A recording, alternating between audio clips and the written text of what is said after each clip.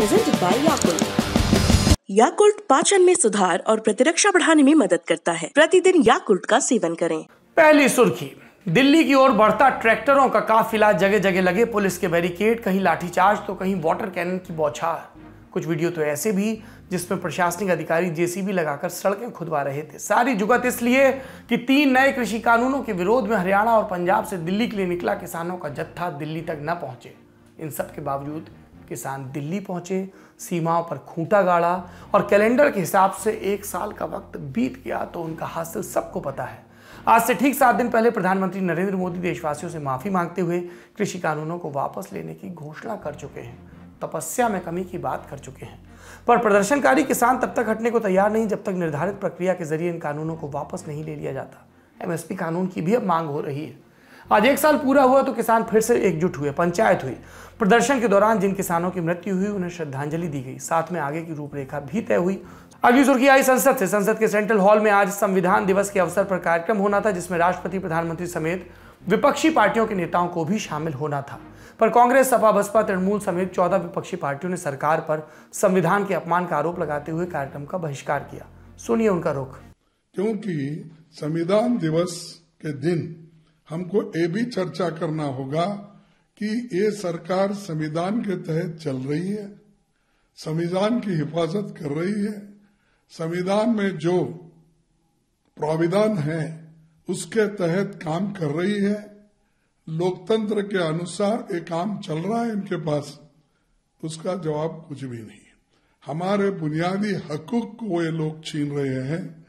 दलितों को, अल्पसंख्यकों को ये लिंचिंग कर रहे हैं, किसानों को मार रहे हैं, कुचल रहे हैं, और जितने भी हमारे जो प्रेस के दोस्त हैं उन लोगों को जेल में डाल रहे हैं, सोशल एक्टिविटीज को जेल में डाल रहे हैं, और ऐसे कई मुद्दे हैं जो हम गिन सकते हैं कि ये संविधान दिवस मनाने वाले ये संविधान के तहत क्यों नहीं चल रहे हैं। विपक्षी दलों के बहिष्कार पर राष्ट्रपति रामनाथ कोविंद और लोकसभा अध्यक्ष ओम बिरला की तरफ से नसीहत भी आई। राष्ट्रपति भवन की ओर से किए गए ट्वीट में कहा गया, विचारधारा में मतभेद हो सकते हैं, पर कोई भी मतभेद इतना बड़ा न हो कि जनसेवा के वास्तविक उद्देश्य में बाधा बने। दूसरी तरफ इस कार्यक्रम को संबोधित करते हुए प्रधानमंत्री नरेंद्र मोदी ने विपक्षी दलों पर परिवारवाद का आरोप लगाते हुए निशाना साधा। राजनीतिक दल, party for the family, party by the family,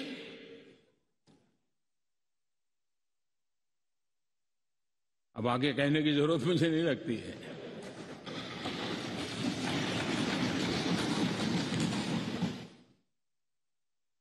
Kashmir से कन्याकुमारी हरी राजनीतिक दलों की तरफ देखिए, ये लोकतंत्र की भावना के खिलाफ है।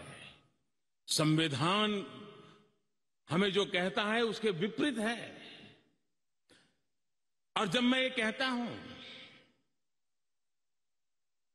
कि पारिवारिक पार्टियां, इसका मतलब मैं ये नहीं करता हूं कि एक परिवार में से एक से अधिक लोग राजनीति में ना आए। जी नहीं,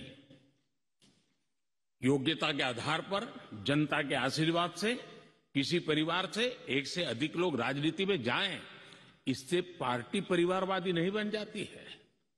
लेकिन जो पार्टी पीढ़ी दर पीढ़ी एक ही परिवार चलाता रहे, पार्टी की सारी व्यवस्था परिवारों के पास रहे, वो लोकतंत्र, स्वस्थ लोकतंत्र के लिए सबसे बड़ा संकट होता है।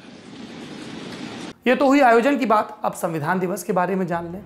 26 नवंबर 1949 को संविधान सभा ने देश के संविधान को अपनाया, जिसके बाद 26 जनवरी 1950 को इसे लागू कर दिया गया।